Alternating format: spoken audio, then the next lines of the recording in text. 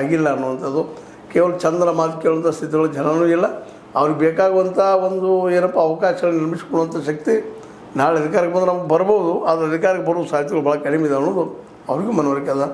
ಹೀಗಾಗಿ JDS ಇವತ್ತು ಏನಪ್ಪ ಅಂದ್ರೆ ಅತಂತ್ರ ಸ್ಥಿತಿಯಲ್ಲದ. ಅದಕ್ಕೆ ನಮ್ಮ ದೇವೇಗೌಡರ ಮಾತುಗಳು, ಕುಮಾರಸ್ವಾಮಿಗಳ ಮಾತುಗಳು, ಅದೇ ಕಾಲಕ್ಕೆ ನಿಖಿಲ್ ಅವರ ಮಾತುಗಳು ಸಹಿತ ಗೋಚರಿಸ್ತಾ ಇದ್ದಾವೆ.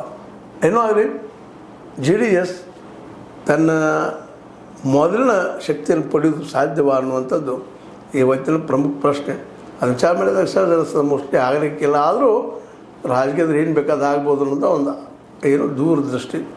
ಸರಿಯೋ ತಪ್ಪು, JDS ಮುಂದಿನ ದಿನಗಳು ಎಷ್ಟು ವರ್ಷ ಬಂದಿತ್ತು ಅನ್ನೋಂಥ ಪ್ರಶ್ನೆ ಅಂತೂ ಅದ. ಆದರೂ ಅವ್ರು ಹೇಳ್ತಾರೆ, ಕುಮಾರಸ್ವಾಮಿಗಳಾಯ್ತು ನಮ್ಮ ದೇವೇಗೌಡರು, ನಾವು ಸ್ಥಾಪಿಸ್ತೀವಿ, ಹೋರಾಟ ಮಾಡ್ತೀವಿ, ಫಿನಿಕ್ಸ್ ಪಕ್ಷಿ ಹೊಲಿಸ್ಕೊಳ್ತಾರೆ ತಮ್ಮ ಆಗಲಿ ಗೆಲ್ಲಿ ಬರಲಿ. ಮತ್ತು ಅದೇ ಕಾಲಕ್ಕೆ ಒಂದು ರಾಜಕೀಯದಲ್ಲಿ ತನ್ನ ಅಸ್ತಿತ್ವವನ್ನು ಉಳಿಸ್ಕೊಳ್ಳಿ ಅಂತ ಹೇಳ್ತಾ, ಇದು ನಿಮಗೆ ಲೈಕ್ ಆಗಿರ್ಬೋದು. ಲೈಕ್ ಮಾಡಿ, ಶೇರ್ ಮಾಡಿ, ಕಮೆಂಟ್ ಮಾಡಿ, ಜೊತೆ ಸಬ್ಸ್ಕ್ರೈಬ್ ಮಾಡಿಸ್ಕೊಂಡು H16 ನ್ಯೂಸ್ ಅಂತ ತಿಳಿಸ್ತಾರೆ ಅನ್ನೋದು ಸತ್ಯದ ಕೈಗಳಲ್ಲಿ ವಂದನೆಗಳು.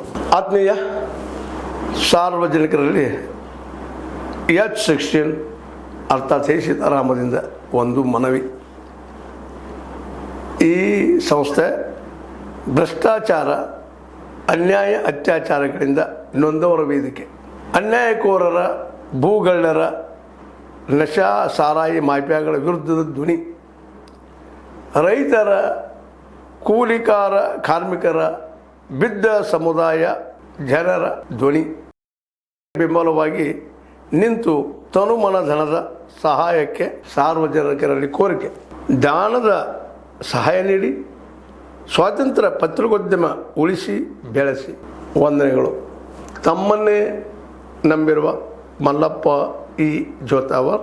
ಈ ಕೆಳಗಿನ QR ಸ್ಕ್ಯಾನ್ ಮಾಡಿ ಅಥವಾ ಈ ನಂಬರ್ ಅಂದರೆ 7411402405ಗೆ ಇಲ್ಲ 9686864852ಗೆ ನೀವು ಫೋನ್ಪೇ ಮಾಡಿ, Paytm ಮಾಡಿ ಅಥವಾ ಇನ್ನಾವುದೇ ಮಾಧ್ಯಮದಿಂದ ಗೂಗಲ್ ಮೂಲಕ ಸಹಾಯ ಮಾಡಿ ಈ ಪ್ರಾಮಾಣಿಕ ಪತ್ರಿಕೋದ್ಯಮವನ್ನು ಉಳಿಸಿ ಅಂತ ಮತ್ತೊಮ್ಮೆ ಮನವಿ. ವಂದನೆಗಳು.